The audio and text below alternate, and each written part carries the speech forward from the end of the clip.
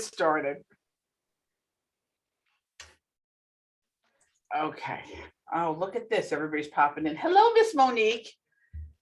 And Andrea is here. We have Teresa. Teresa, what market center are you in, honey? The Hudson Valley North. Hudson Valley North. So you have my lovely Rita. She's the best.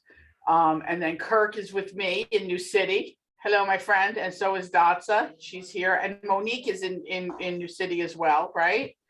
Yes, ma'am. And Cassie, where are you? You're United? She's United, yep. United. Okay. HVU. Okay.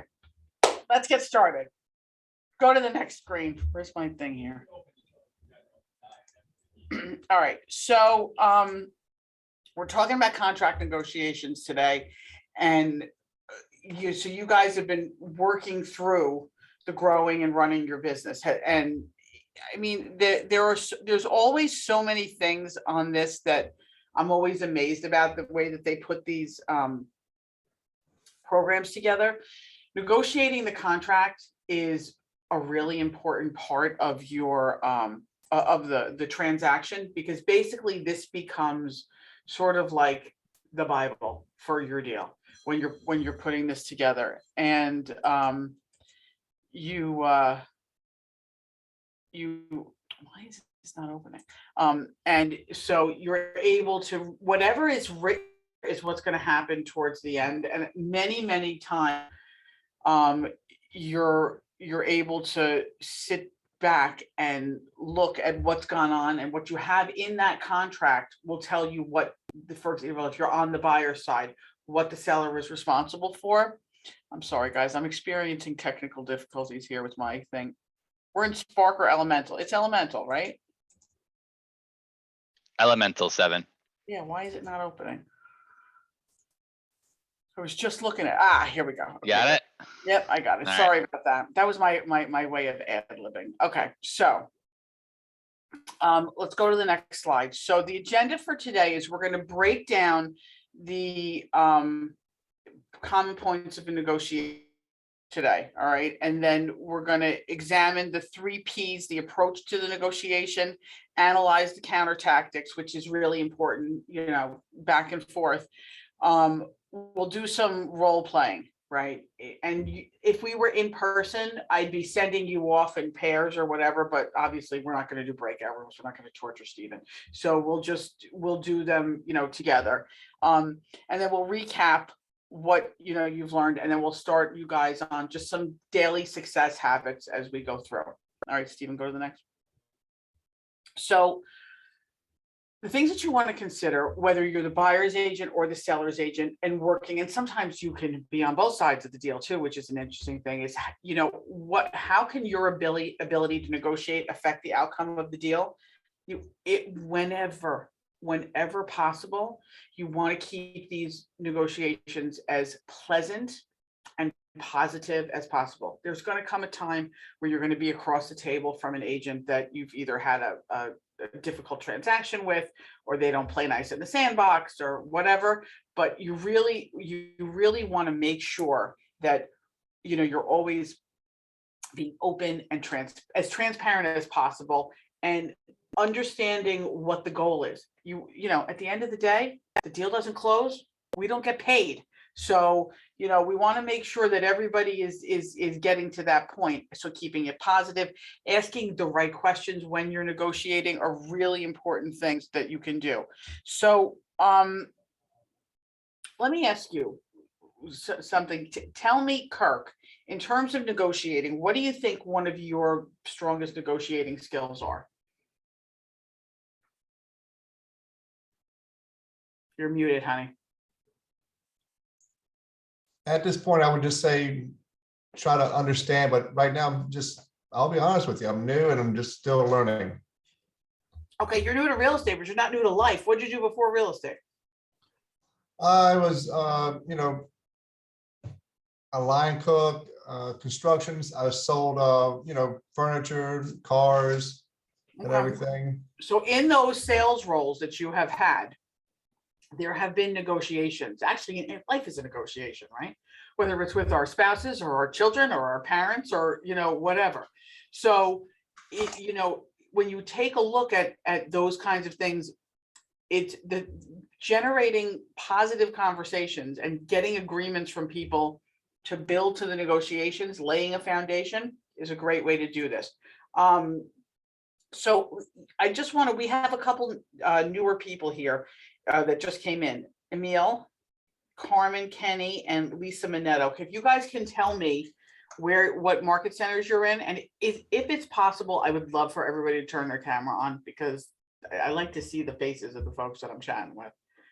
Hello, Miss Carmen. You're with us, aren't you? You just started in New City? Yes. Hello. Good morning, everyone. Good morning. And Emil, what market center are you in? Emily, it's Emily. Emily Hunter. I'm sorry. How are you, honey? Oh, I'm okay, thank you. I'm actually in California, and so I'm in a little earlier time zone. So I apologize that my camera's not on, but I prefer not at the moment. No worries. That's okay. So anyway, yeah. So I'm very new at this also. Right. And you're in the New City Market Center, right? Right. Okay. Lisa, where are you from, honey? Which market center are you in? Hello, I can't put my camera on, I'm sorry, but I Right. am in Hudson Valley North. Hudson Valley North. And William Phillip, my old friend. How are you, sir? William, you there? I'm here, sorry. Nope, no worries. Good morning, sir. William has been an agent in New City for how long? 7+ years. 7+ years. So there you go. So he's had some negotiation conversations in real estate. So I might talk to you about this today. I'm actually here to learn anything and everything. There's always Okay, something to so learn. let me ask you something, William. What do you consider a skill that a great negotiator possesses? Being able to connect with the other side at their level first, because if you don't connect, it's going to be a horrible relationship going forward. Right. You won't even get off first base. Right. And I that's, can- yeah. I can say, I guess I would say the ability to listen. Mm-hmm. Right, definitely. And understand, and I think the other thing too is listening and asking the right questions. So when you're in the middle of a negotiation and you have a conversation with your seller and they tell you that the most important thing to them is that they keep the chandelier in their dining room because it was their grandmother's, and you don't pay attention to that and it doesn't go into the listing that it's excluded, for example, and this becomes a bone of contention. The listening is really, really important as well. And then people will say, well, it's my grandmother's chandelier and I'd like to keep it unless somebody hands me $1,500 for it, and then I'm really happy. So if you can get them some money for it, they might be happy as well. So taking a look at that. All right. So let's go to the next slide. Next slide. All right. So some common points for negotiation. If you guys can turn to page 5 in your guide, the common points of negotiation typically fall into one of two categories, either price or terms, okay? So while, the sales price is a primary factor in your negotiations, it's not necessarily the bottom line. Some people need to stay in their house for 3 months after the closing. They can get multiple offers, and while you may have something that's over ask, it might not be great terms. When you have a full price offer that's cash is king, people are going to want that. So taking a look at everything that you have in terms of the offer situation and really vetting those offers can be something that's really, really important. So, it's the same thing too with the buyer situation. If they have the money that they want to put down, they can put down, but they're not necessarily sure that they want to put as much down. Terms, especially in this crazy market, are super, super important. So some of the terms that are going to come into the offer, it could be financial, time-based, or both. And when a buyer or seller is looking on a price, the closing costs come into play, the closing date, conveyances, down payment, earnest money and option fees and repairs. One of the things that, this is where I go off script all the time, right? One of the challenges that we've been seeing a lot is we used to get a request for a seller concession. So seller's concession is where, let's just say the house is $500,000 and people are looking to either have money for closing costs or they're looking to do repairs on the house and they want to try to keep their capital liquid. They'll ask for, they can go up to 6% over the asking price to get money back. This is not a seller concession market. Some of these things that, you know, that were reasonable in a regular average market, this is not that market. So you really have to watch with terms. All right. Let's go to the next slide. So again, you guys can turn to page 6 in your guide. All right. So this is normally where we would do, you guys would break out into groups, but we're gonna do this together. We're gonna do some role playing. So I'm gonna need some volunteers.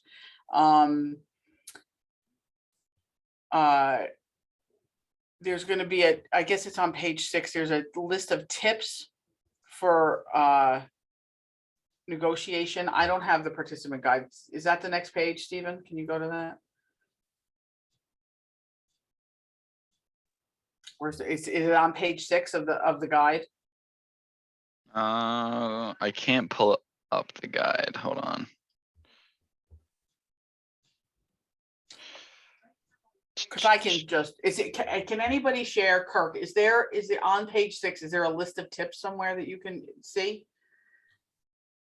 There is. Okay. All right. So I don't have access to that.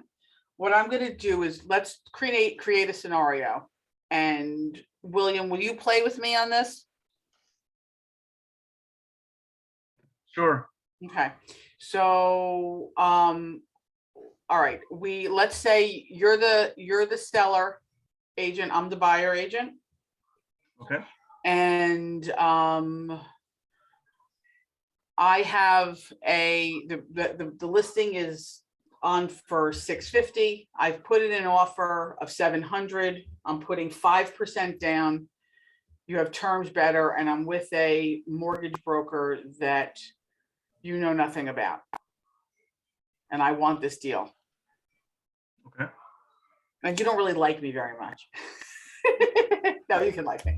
All right. So good morning, William. I'm calling to see if you got my offer. Hi, Liz. How are you? I'm good, sir. What's new and exciting? Same old thing, Yeah. different day. At this market. Yes, I did get your offer. This was for 700 with 5% down. Tell me about this mortgage lender. I've never worked with him before. So I've done quite a few deals with him. You know, he really is very proactive, gets the job done. I've never had a problem with something not closing with him. I think this will be my 7th deal that I've done with him now. He's, you know, verified assets, credit, you know, tax returns, all the paperwork is in. Everything went through direct underwriting, so he's got all of the stuff there. I've been working with these people for quite a while. They are very, very solid buyers. I know they're only putting 5% down. The reason for that is because they're looking to, you know, they want to do a patio in the back and they want to like blow out the pool area, put in an outdoor kitchen. So they're trying to save their money to be able to have that. Got it. So you touched upon a couple of things that I wanted to ask you. I'm glad you mentioned it. The 5% down is very disheartening in this strong market. 5% doesn't move me. I absolutely will not move the sellers. Okay, so can I ask you, what is the most important thing to the seller? Selling the house. Okay, but is it terms? Is it, you know, how do they have to get out on time? Is it that they want to do this speed? Is it, you know, what is the thing that's going to motivate them the most? It's multiple factors. It's not just one or multiple. It's just all of it. Because at the end of the day, an aggressive mortgage person who's thorough in what they, seasoned in what they do, being available, being able to jump on it as needed. The buyer not having any conditions to closing, all those things are important to Okay, so the if, seller, but definitely 5% will not do. okay, so I've got to come up on the percentage. If I come up to 10, do you think that that would get it done? Are we okay with the, in terms of the number? Because it's a 650 house, I'm going in at 700. They will waive an inspection. Liz, I like you, even though you said I don't like you. But but you know, I have other offers and Okay. better terms. So without going into detail, I can't tell you. All you have to do is put in your best offer. If you have an escalation clause in there, that would help you. Okay, If there are other terms that you can waive, partial appraisal up to a certain amount, waiving inspection. so up- you have up to people a waiving certain- appraisals? Say again? Sorry, Liz, say again? Do you have people waiving appraisals? I'm sorry, I can't go into those terms. I mean, as you know, I don't want to give any of my cards away. Okay, I'm gonna stop right there, and I'm gonna disagree with you respectfully, William. I feel, in my estimation, unless your seller has specifically said to you, you cannot say anything about any offer. Our job, right, is to get them the most money with the best terms for that house. So, William, what is your rationale for not sharing the fact that you've got, you know, offers with no escalation clause or no, you know, obviously you're not going to give numbers away, but do you think that a seller would specifically say, don't share anything on the terms, or is that something that's coming in your head? Well, here's the thing. Seller is an average Joe who is not experienced in the ways of working the real estate negotiations. So they're relying on me as the expert. Right? So in my experience, the more I give away, God forbid our deal falls apart, you have more ammunition under your belt to come back and, you know, be harder negotiating. Okay, I want to flip this, and listen, everybody has their own negotiating styles. I want to flip this. I want to be the seller, you be the buyer. Okay, and let's see that, because you and I have, and Willie, for full disclosure, William and I have done deals together. I think there were Yes. two. And one went through, one did not. And we have very different negotiating styles. Is that safe to say? Yes. Okay, all right, so let's flip it and let's look at the other side of this. So now I'm the buyer, what did we, on the seller, what did we say, 700, 5% down? Okay. we'll 650 go from there. asking. Yep. Okay. Hey, William, how are you? Doing great. How are So you? you have an offer with me. Talk to me about these people. I've never heard of this mortgage guy before. Well, I've worked with him for a long time. He not only pre-approves these people, they are put through underwriting. They are virtually done with the entire process except for appraisal and title. So, Obviously, they can't do title. We haven't got accepted the offer yet, but. no, I'm okay, saying, so- right, I'm saying the only thing that's preventing them from closing is the property, the appraisal itself. So they've gone through Okay. underwriting, their conditional approval already. So Okay. absolutely solid, even though it's 5%. This lender has done amazing work for me, so I 100% Okay. can say that he can get it done. All right, so you know this market is insane. We're all being tortured by this thing, and I'm sure how long have you been working with these buyers? Not too long. Enough to know that they're aggressive. They don't waste my time. I will not waste their time. Okay. All right, so to be candid, I have 12 other offers. While you are on the higher end of the price point, you're not the highest, your terms are not great. What can you do to come up with this is there room to raise the down payment for the 5%? Well, absolutely. They have reserves. They have parents that they can go to for a gift. Absolutely. Okay, and what about, I have people waiving inspections, I have people waiving appraisals. What can you do? Can you come to the party with that as well? Absolutely. So what I tell my buyers is don't nitpick, don't penny pinch. only shoot for things that are safety, health, and structural. Anything of serious nature only. Other than that, you do not waste their time. If you come across Right. with the least amount of resistance, you have a far higher chance of getting Okay. accepted. All right, so look, this is what I'm gonna tell you. You are not the highest offer. We have higher offers, but the terms on those aren't great either. So if, what is important to my seller is that they have a strong buyer, that, you know, we have a vetted mortgage person, and that they are allowed to stay in the house for 2 months afterwards, because their new place isn't gonna be ready. So I can't guarantee that you will get it, but if you really want a shot at this thing, what I need to see is more money down, acceptance of that 2 months that they can stay in post possession. And they of course will pay rent to the buyer, and work on the terms. And then, you know, you will definitely be a contender. Is that All something right. you can do? That sounds great. And I can also tell you that I can get my buyers to waive appraisal to a certain amount too. So that, put that in the bucket. Okay, very good. Get it, write it up and send it over to me. Awesome, will do. All right, thank you. Okay, so look, there's two very different styles there, and you have to decide which is right for you. So, William, how did it feel when I was saying all of those things to you? Do you think I was betraying the client in any way, shape, or form? No, actually, no. I felt good about the way. See, it depends on how the person comes across. If they come across as very strong and very, you know, controlling and demanding, it's so different. The way you presented it, it's easy to talk to. I did not feel that I have to, you know, be on guard. No, we did not give away anything from your seller, so it's good. I like it. See, now you should, I guess I should talk to my husband that way, and then maybe I get more traction with him. Okay, all right, we're gonna go to the next. Let's go to the next slide. Okay, so the 3 Ps approach. Oh, what did I do? Crap. Be nice if I knew how to work this stupid thing.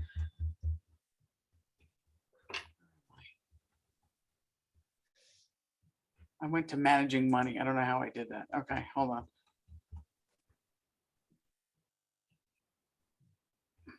What page are we on, Stephen? Oh, here we go, 3 Ps. Okay. Yeah, okay. So, all right, so all right, negotiation is a skill. And this is something, honestly, that I would really suggest that, how many of you, by show of hands or in the chat, can say this? How many of you guys are in productivity coaching right now? Just if your camera's on, wave your hand to me. Okay. All right, so quite a few of you. Very good. I like it. All right, so look, in your one-on-ones, while you're in productivity coaching, you really need to make sure that you are role playing this out. And I know Meralda does it. I'm sure Patty and Rebecca do it as well. I can only imagine, knowing Rebecca, I would be afraid to have to negotiate against her. It might make me very, very nervous because she's tough stuff. And Meralda, for that matter, she doesn't play either.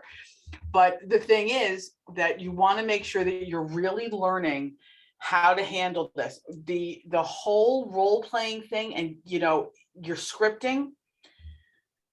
Once you internalize that script and you make it your own, you don't have to use my words. You don't have to use William's words. You don't have to do what Rebecca or Patty or Meralda say verbatim. But when you understand what you're doing, it then becomes your own, and it doesn't sound like, okay, I am reading from this script. You know, it's you've internalized this. All right. So preparation is the key. Making sure you go over this and over this and over this. You know, get the most in your family and make them role play with you, and try to out negotiate them and see how that goes. All right. So the overview: preparing, being confident, making sure that it's a smooth negotiation. Presenting the negotiation in the process with the order is really important. And then this way you can, you know, position yourself so everybody can move forward. Those are your 3 Ps. All right, so from the learning, knowing your goal, really, really important. Getting the deal done. Knowing your client. William and I both talked about this in what is the most important thing to your client And what is the most important thing to the other side? If you walk away with nothing else today at all, when you're negotiating, you're putting in the offer before you even do this, before I even present an offer, I would always call the seller and seller's agent, and I would say, okay, putting in an offer, what's the most important thing? What are they looking for? Because it could be something ridiculous that you never would have even thought of, or they didn't put in the listing sheet, and you're starting a dialogue and creating a relationship with that agent as well.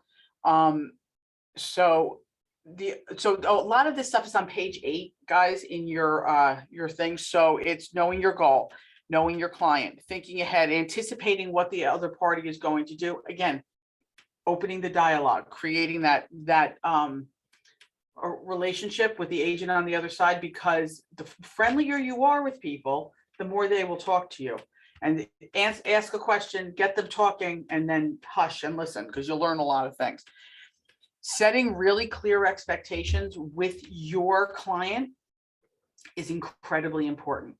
This market is crazy. You're working with a buyer, you're going out there and you're saying, oh yeah, we're going to show you 5 houses. We're going to get this for you, 1, 2, 3. Okay, just pack it in, because that's not going to work. Like, you can't do that. You have to let people know that the market is tough right now. You need to be aggressive, as William was saying before. I'm just going to reference you like you're a legend today, William. You know, you make sure that you know exactly what they're doing and what they need, so that you can, you know, meet that need. So the expectations and being informed.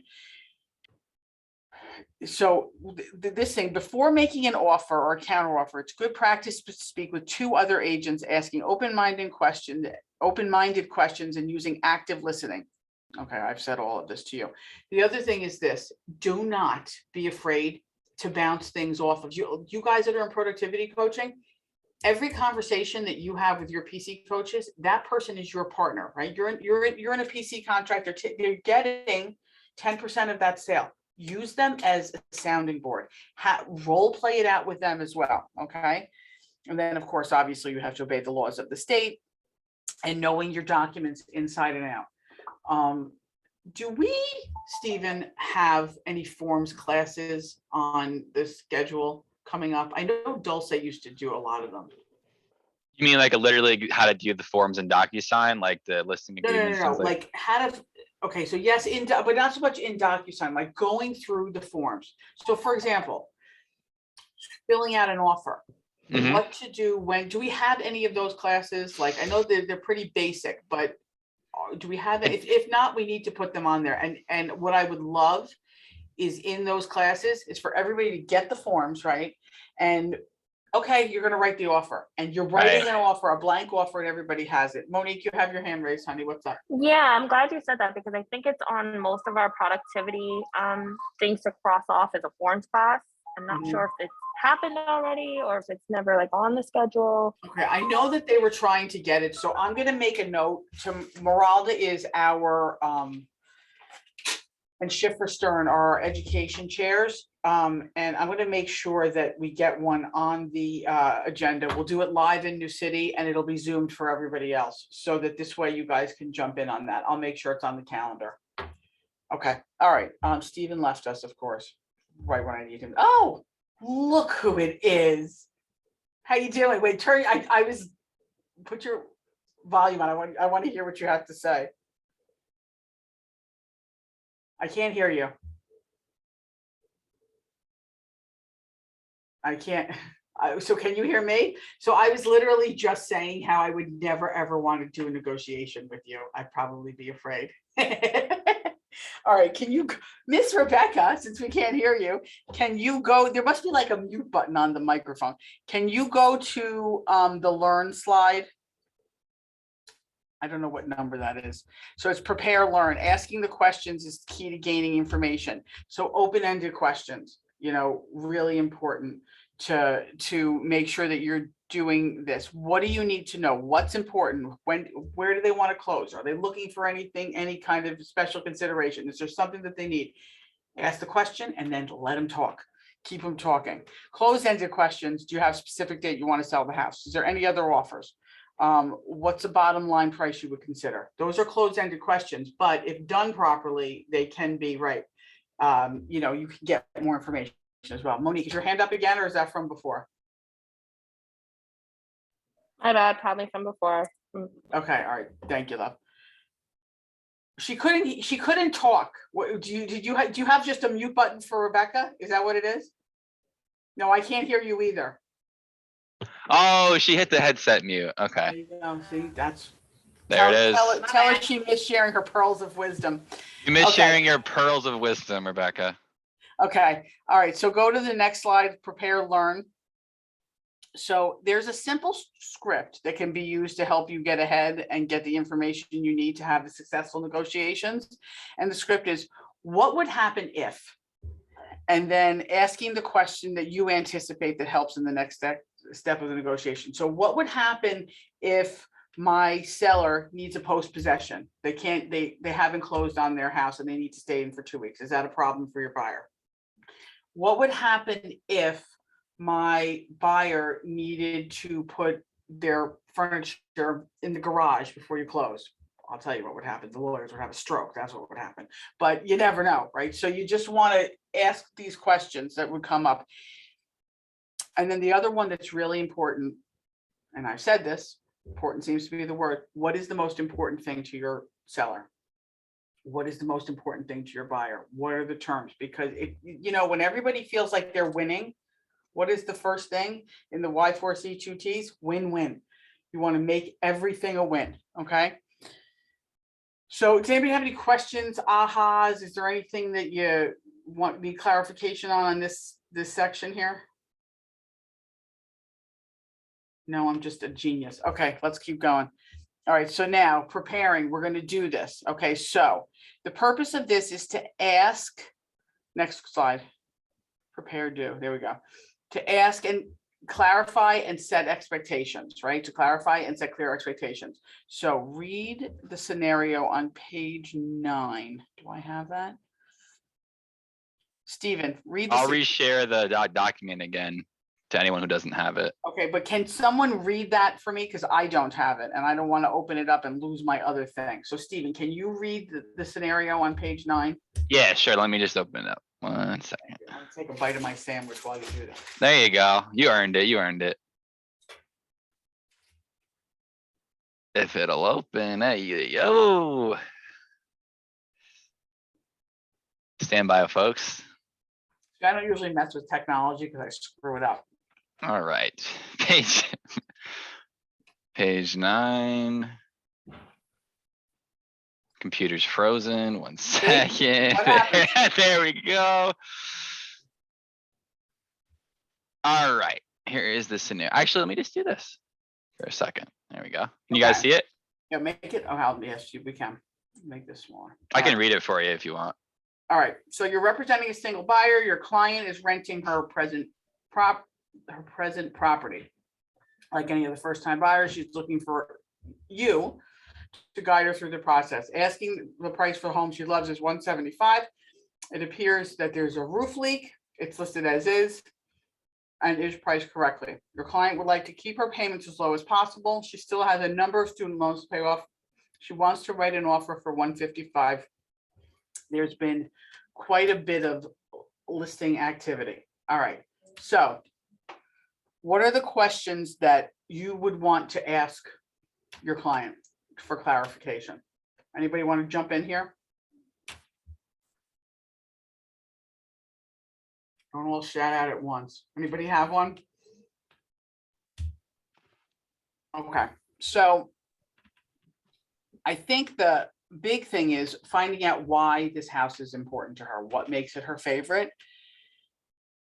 And what is it about the possibility of paying for the repair and stay at your asking price of $155? So again, we're looking in a normal market that's not crazy. I'm teaching an Ignite class, Matt. Sorry, get your ear away from my door.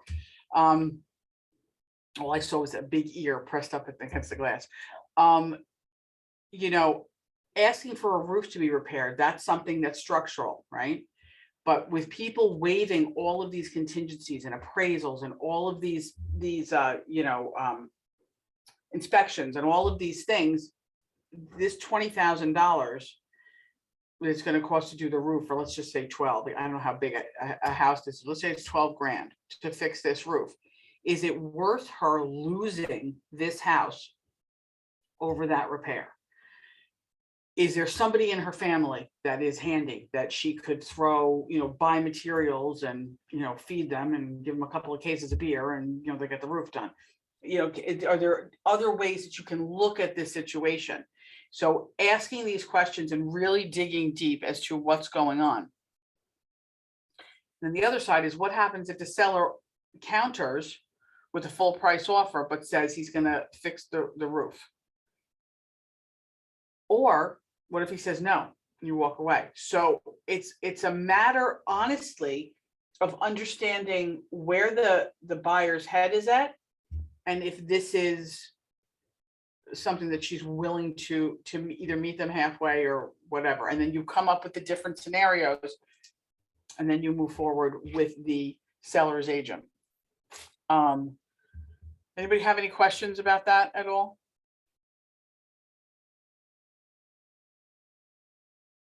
Okay, we're gonna move on.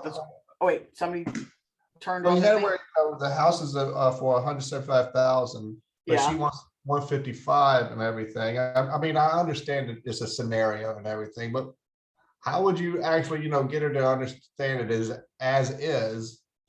And how could you get her to, move up her price? All right, so let's role play this, okay? You be the buyer, I'll be the agent, all right? So Kirk, what is your, remind me again, your pre-approval is for how much? 155,000. 155, and is that your actual pre-approval, or do you have room to go up? I think I have room to go up. Okay, and I know that we had talked about the fact that you have some student loan debt and there's some other things that you want to pay down. You don't want to be house poor. Nobody wants to sit around eating boxed macaroni and cheese for the rest of their life. So, I get that. But where this house is concerned, what if it were perfect and I could just say, okay, here's the keys, you can pay whatever you want. What is the reason why you want this house specifically? Well, it's near my parents Okay. and everything. It's the area I grew up in. Okay, so it's near home, you can get to your family when you need to. You'd mentioned to me that they were older, so you have to help take care of them and what have you. Okay. So the roof needs to be redone, and it's gonna cost about $12,000 to do.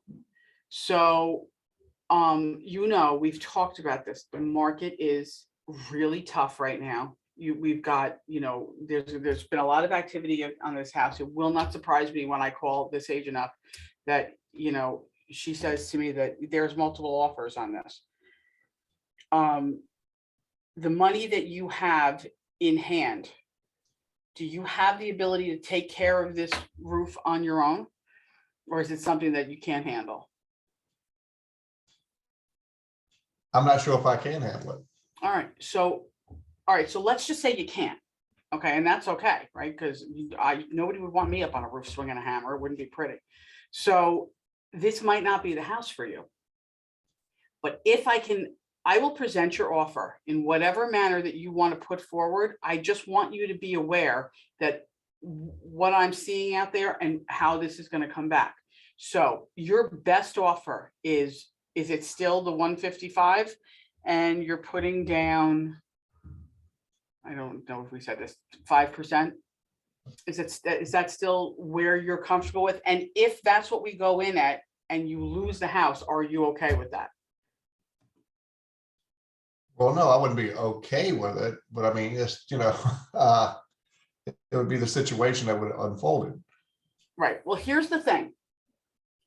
We can only do what we can do. So if you've got the ability to come up in the price, because remember something, with the interest rates the way they are, if you went up $20,000, we're talking about $25 more a month, right? We'll run the numbers. Let's talk to your mortgage person and find out, but it's a couple of dollars. So losing this house for $25 a month, how does that feel? Well, since you broke it down like that, it sounds pretty reasonable. Okay, so let's call the mortgage company. Let's find out what the price is in terms of what would it cost you more money, and then let's put in our strongest offer. Okay, so one of the things, before I say anything, tell me any thoughts that anybody has, because I have several things I want to share. It's just making your client think, right? It's just Right. making them reevaluate what do they really want? And what are they actually willing to Right. put And in? yeah, and the sin of it is, especially like in a market like this, where there's like nothing on the market and it's really tight. Do you really want to lose a house over $25 a month? Like, and a lot of times people get hung up on that big number, right? The house is, $750,000 and they want more money and I'm not giving it to them. And conversely, sellers will do the same thing. They get hung up on, 10 grand when the house is, $500,000. What are we talking about here? This house is paid off. This $10,000 isn't going to mean anything to you. And it's the difference between you closing much sooner because this is a cash buyer, whatever, right? But the thing is breaking it down to the smallest common denominator. And the way that you are able to do this is whether it's in your initial consultation, whether it be on the buy side or the sell side, finding out what's the most important thing to your client and what their pain point is. Because we, as individuals, only make a change or move when we're going to avoid pain most times. So for Kirk, he said this house was in his parents' neighborhood. His parents are getting older. He wants to be able to get to them. Huge motivating factor. If we have to get a house that's, 10 miles away, he can't get there as quickly. So it comes to the motivation. All right, let's go back to the regular thing here. So that was the present to learn. So now we're going to go to the page 11 in the participant guide. And it's learn position learn. Do you see that, Stephen? Buyer wants to close in 60 days, seller wants to close in 30 days. Keep going. I told you I blow through these things because I talk over my own self. Do you want me to reopen the participant guide? No, I have a thing that said ask what and how for sample questions. So the buyer wants to close in 60 days. This is page 11 for you guys. Position learn. There we Here go. This is There we it. go. Yeah, Mr. Seller, you're requesting a 30-day close. What's important about closing in 30 days? Now, this is where I'm going to deviate from the script yet again. 30-day closes don't happen around here. New York is, in New Jersey, it's a very different thing. They say the closing is on April 15th. That closing is on April 14, 15, or 16, and not further. New York is an on or about state, and municipals are really, really giving us a problem right now because they're so far out. So the attorneys have a lot to handle with this. So look, you asked the question about what the closing is. You might be able to get there, you might not, and that's something that you can, everybody can have their wants and you can agree to it, but there are a lot of things that come into play with that. So I'm going to skip over this for right now. Let's go to the next one. All right. So this is for role playing. Let's go bypass this one and go to the next page, negotiating the deal. Okay, so analyzing counter tactics. So in this section, we're going to analyze and recall some of the tactics that we kind of have talked about in terms of getting along and making nice with people and creating that relationship. So can I get 2 volunteers that want to do this? I'm going to step out of it and you guys talk about this.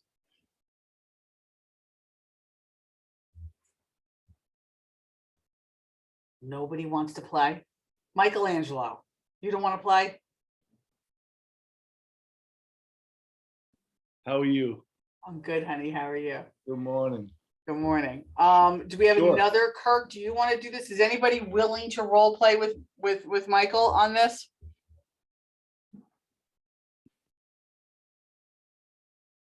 Kirk, you're the man. All right. So All right, let's put up a scenario.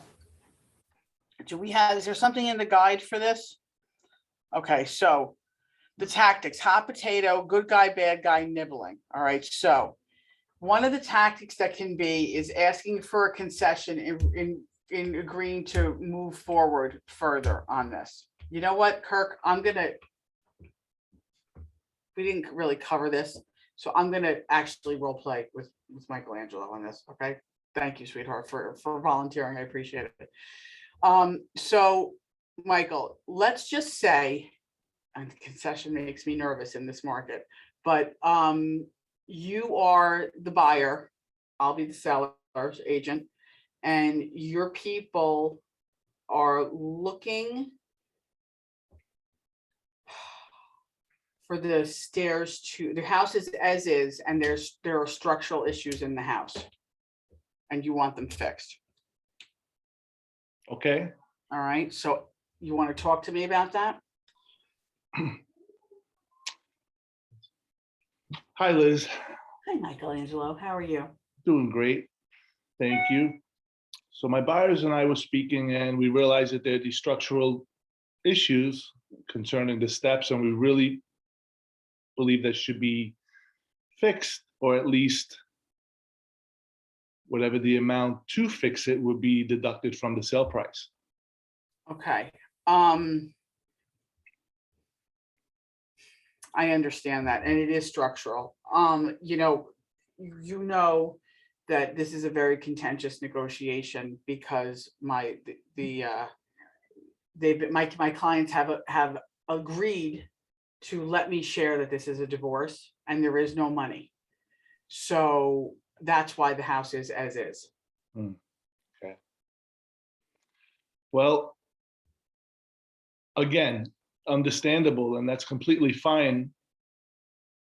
But then I believe that a credit towards the amount that it would take to fix should be taken off the sale price. Okay, would your people be willing to split that with me? So, do you have any idea of what the cost to repair it's gonna be?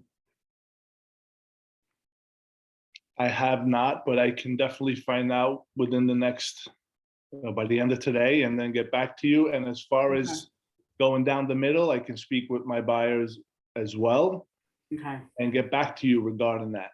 all right, I think that that's something that they would be willing to do, so I'll go back to them and let them know. Now, I'm gonna pause, I'm gonna put a pin in this for a second, so understand something. With a structural issue like this, right? This is gonna come up, and now me, as the seller's agent, I have this is now a latent defect, and you know this, you have to disclose it. So unless you're getting somebody that's gonna come in and pay cash for this house, or the bank isn't gonna worry about, like, for example, if this was an FHA loan or a VA loan, this safety issue would derail the deal. They would have no choice but to fix it. But it's gonna come up over and over again if you've got a safety issue. So it's within your seller's interest to make sure that this is adjusted. So you did that very well, Michael. Thank you. Congratulations. Gold star for you, baby. All right, Ta-da. William, talk to me. What are you thinking? You mentioned that your people are going through a divorce. Why would you disclose that? They allowed me to. And I said, my people said I could discuss this. Right.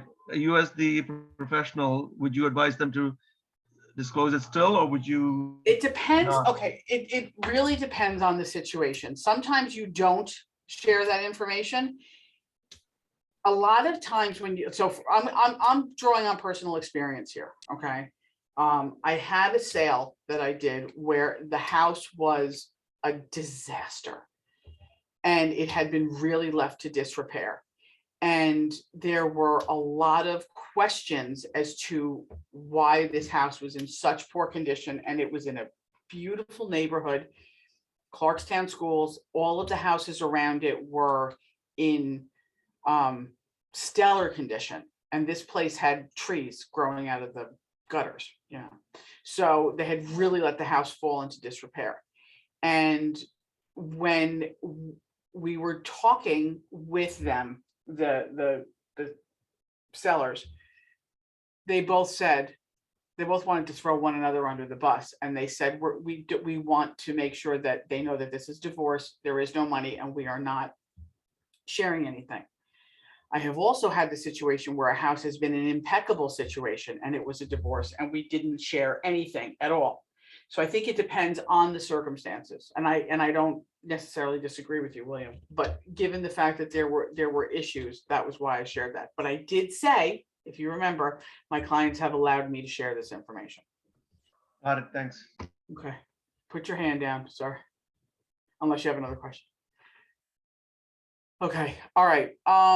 Good guy, bad guy. The other way to do that is basically say, listen, my sellers are really, really difficult people. I completely agree with you, and I understand that this is going to have to be done. Let me go back and see what I can do. That's the other thing. And then the nibbling them is, you know, going back and forth, calling them on their game. If it continues, then attribute the bad guy to saying the good guy. So back and forth, it's a diffusing tactic that you can use. All right, let's go to the next slide. All right, so the real play, employing the 3 Ps. We actually did most of this, I believe, but let's run through it. So reviewing what's been covered. So we went through the common points of negotiation, price and terms, always really important, especially in this market. The more money, the better the terms, you know, cash is king. It's a beautiful thing. All right. So when we do this, if everybody could turn to page 15 in your guide, right? Going through this here. Because we've gone back and forth. Is this page 15? Go to the next one. Okay. Did I miss something? The ahas to the achievements is what I'm looking at. I'm gonna open up the student guide real quick just to see. Okay. In So the student guide, it's page 14. that was page 14. Okay. Thank you.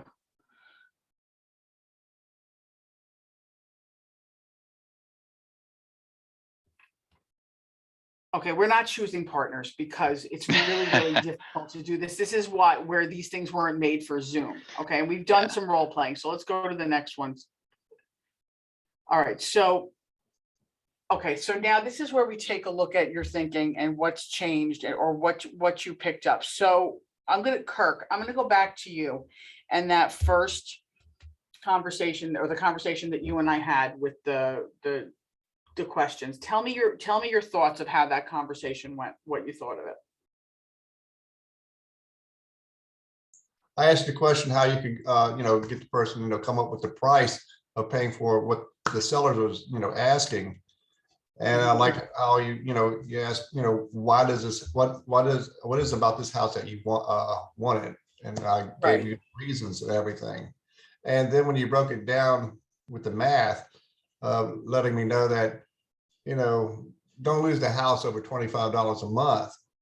Right. Well, that's a game changer. Absolutely.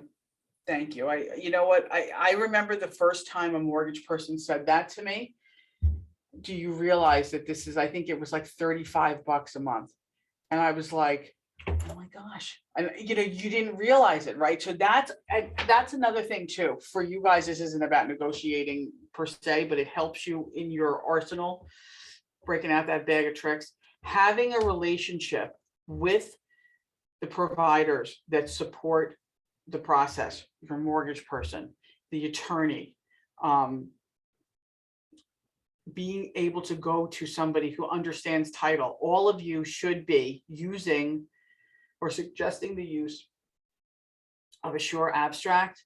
It's our title company. Kristen Pilati, this is Rosemary's daughter, is the attorney for the title company, and she is fantastic, knows her stuff. You can get questions answered very, very quickly. So having these really good people, your home inspector, in your arsenal is really important. This is just another thing off script, big shocker. In Command, we have a function now where if you get the buyer's permission, you can upload the inspection report into a program. Stephen, what the heck is the name of that program? Do you remember? Torch or I think front porch, maybe. Anyway, something like that. I was just making things up, but if you reach out to Eileen Angel, she'll let you know exactly what it is. You can upload the inspection report into this program, and it'll give you pricing on what it costs to fix that roof, to replace those stairs, and it goes by area, right? So obviously, the work that's going to be done in Rockland County is going to be vastly different than out in Oneonta. We have a very, different price point. The cost of living is slightly less up there. But it'll give you, the stuff is good. And it's really wonderful for you guys when you are out there working with your buyers and or sellers, and you're going through a house and you're talking about, okay, you see that there's a leak in a ceiling, or that the roof is done, or the stairs, or whatever. And you say, look, in order for you to replace this bathroom, it's a half bath, it's going to be $3,500 to $4,500. If you go, super high end on the fixtures, it can be more. But you having this information in your arsenal is huge. First of all, in terms of negotiations, it sets you up in a good place because you know what you're talking about. And you then are offering value to them. So when I would highly encourage you, when you are working with buyers, get that, use this program. It's free. There's no charge. You just have to get permission, and it'll give you the information that you need as to how much things actually do cost in your area. I totally went off topic. What the hell am I supposed to be talking about? Where are we? The last section is just recaps and then. Oh, recaps. Okay. Their okay, guide well, is over, so. Right, there you go. Okay. Anybody else have any, William, where are you? You still here? Present. Tell me, I think that, you probably have the most experience in terms of real estate on this call. You've been in the business longer than I have. What is the one thing that, if anything, that your feelings have changed on today, or your thinking has changed? Listening. And having them talk. I mean, if you're the seller's agent, having the buyer's agent talk ad nauseum, so you can pick up on all the things that can be used to your advantage. Right. And you had mentioned something about the change of the approach. Yeah, absolutely. Being open to hearing what the other side has to say, and willing to work with them, whether you're on the buy or the sell side. Instead of a contentious attitude approach, you get a lot of things done with honey than vinegar. Right. And at the end of the day, you need to work with these people down the road. So it's not just one deal. It's having a cordial, professional relationship at every level. Right. Listen, I completely agree with you 100%. There's going to come a time when you guys are going to have to pick up the phone to call somebody for comps. And if you've had a contentious deal with that person, and you walked away with a bad taste in your mouth, even if the deal closed, right? You're not going to want to pick up the phone to call them, or vice versa. They're not going to want to pick up the phone to call you. And nobody wants to be that guy, because that guy is no fun. And our jobs are hard enough.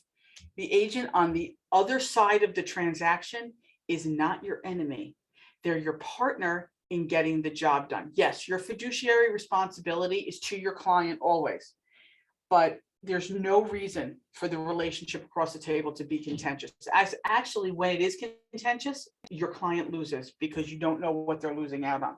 So keeping it really positive, knowing your numbers, getting to the heart of what's important to your client is really, I personally feel, the way to, make sure that you get the deal done for everyone in an effective manner.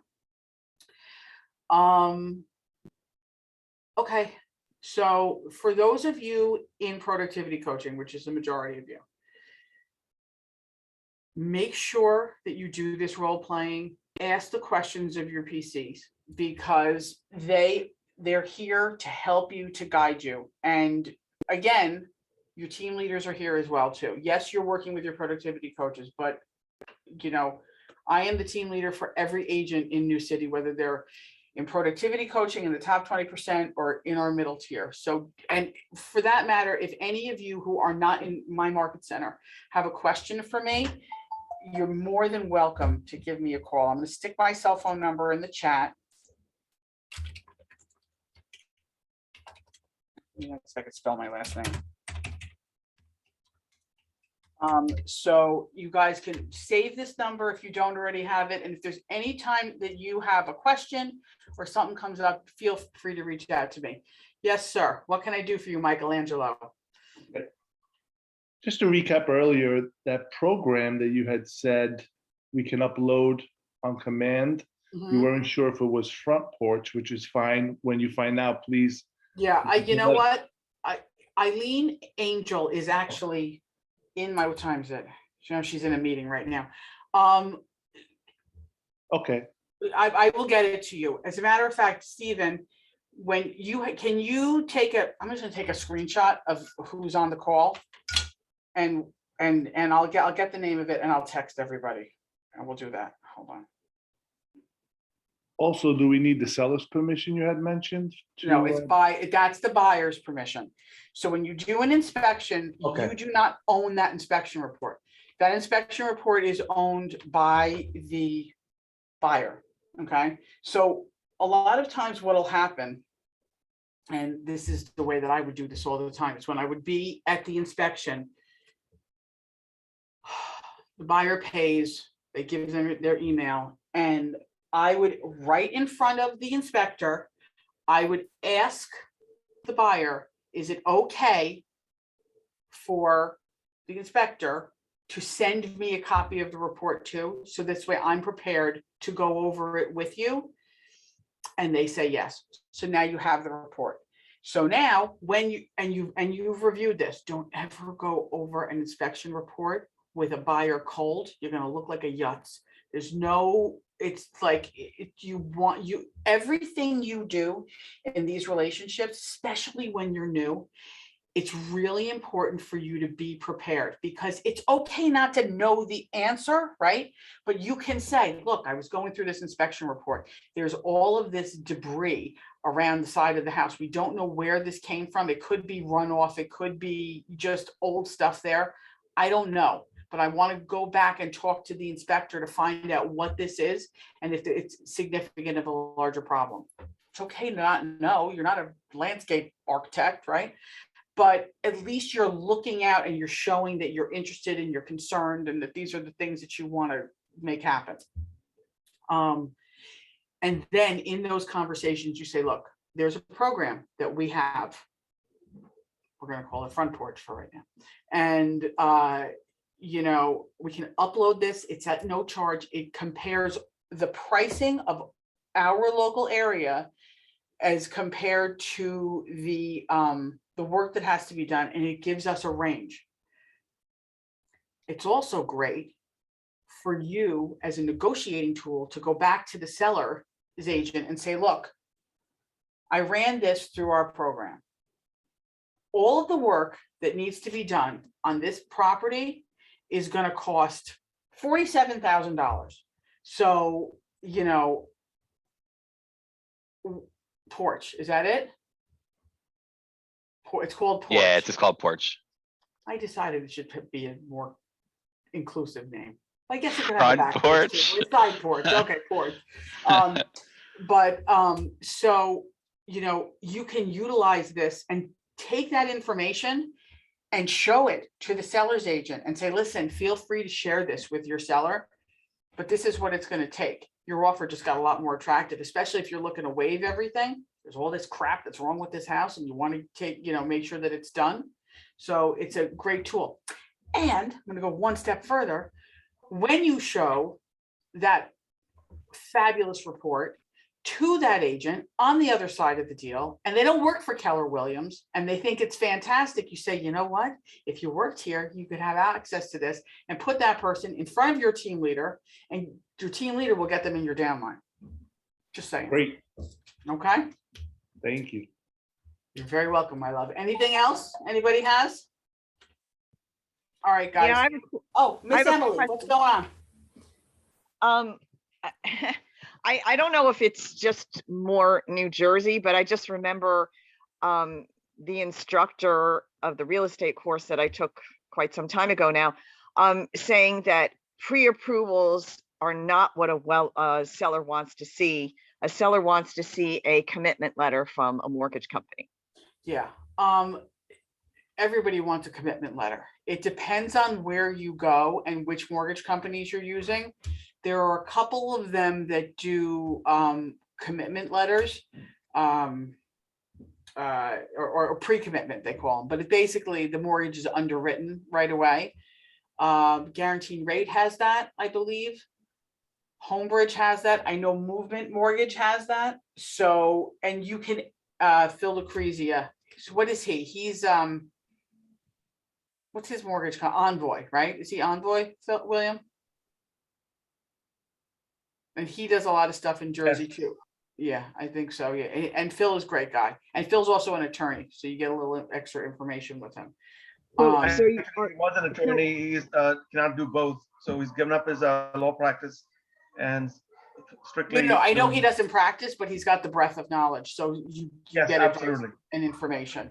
Two sharks in one. Yeah. Emily, you were saying something else, sweetheart? so you're saying then in that regard, it's a little different? You broke up there, babe. I'm sorry. So, There you go. are you saying that in New Jersey it is a little bit different? I'm so sorry. We You got can't. it. You, if you can put it in the chat, for some reason, we hear you say, "Are you saying?" and then you go away. Oh, okay. Try it again. So in New Jersey, is it different? I don't know that it's different in New Jersey. I mean, everybody wants a commitment letter, right?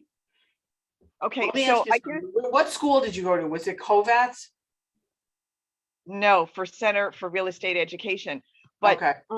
but so I guess what one thing that I'm kind of curious about, since the market is so difficult, Mhm. I would think, and you have to move so quickly, I would think that the buyer who has a commitment letter, Right. all other things being equal, would be somebody that you would Oh, want to consider listen. above the others. Absolutely. Absolutely. And that's where the terms come into play, right? That's where terms come into play.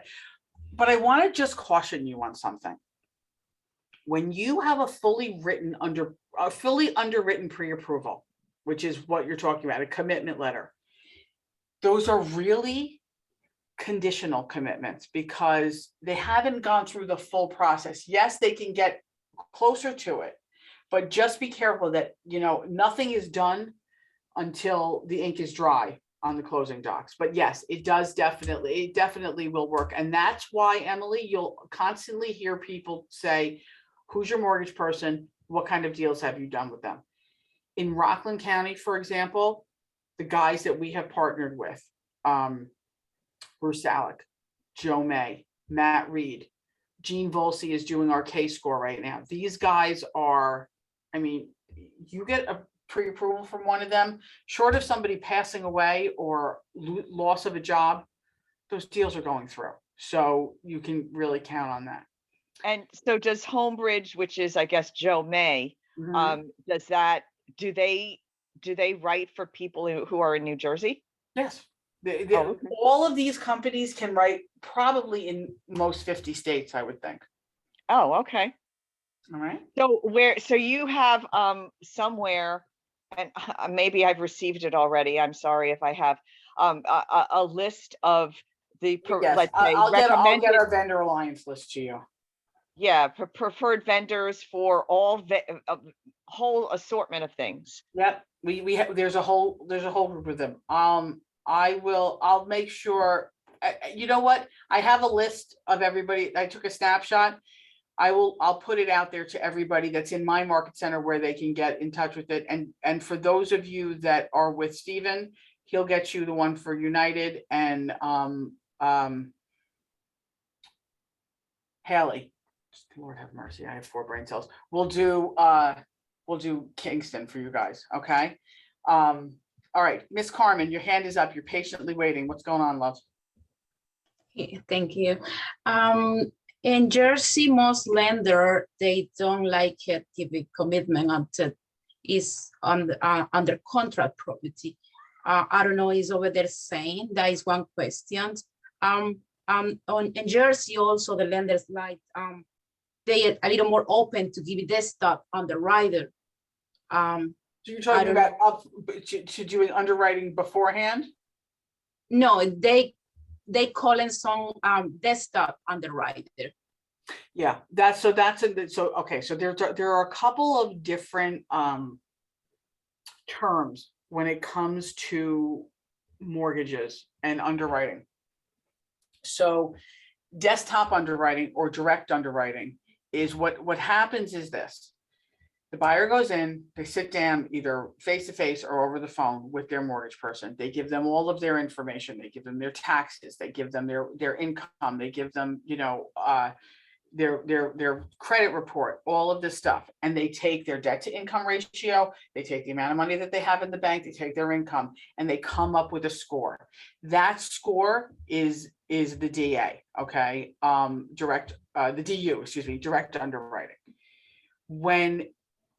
With an underwritten pre-approval, what happens with that is they take all of that stuff and then they go one step further and it goes in front of an underwriter, and an underwriter does a preliminary look. Somebody can come up, have great paper, right? But if no one's dug deep on that, on their information, the pre-approval isn't worth the mortgage. It isn't worth the paper that it's written on. So you have to make sure that this is why people want to know who the lender is going to be so that they have more information. And, Carmen, where in Jersey is your stuff? You're down in like Jersey City area, right? Hoboken, that area? I North Jersey more. Oh, North Jersey. So like what towns? Like Union County, Somerset County. Okay. Right. Yes, Essex County. All. Right. So one of the things, and Emily, where in Jersey are you talking about working, honey? Bergen. Bergen. Okay. So one of the things that we see this, and we do see the difference too in between New York counties as well. It's like a temperature check, what's in fashion in one area is not in fashion in the other. So you have to know what is, and this is important for negotiations, you have to know what the expectation is across the board, and what may fly in Rockland isn't necessarily going to go in Ulster or out in Delaware County. So, these are the things that we really need to take a look at on a whole.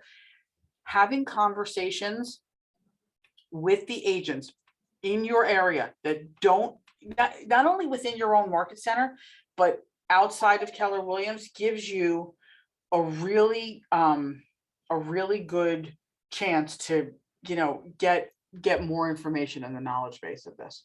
Okay. All right. Is there anything else, guys? This is the longest class I've ever had. I'm usually done in 30 minutes. I promise. You ever see me presenting, you can get in and out. Cassie knows. She's usually with me for 10 minutes. Have you heard me talk so much, Cassie? All right, guys. Everyone have a wonderful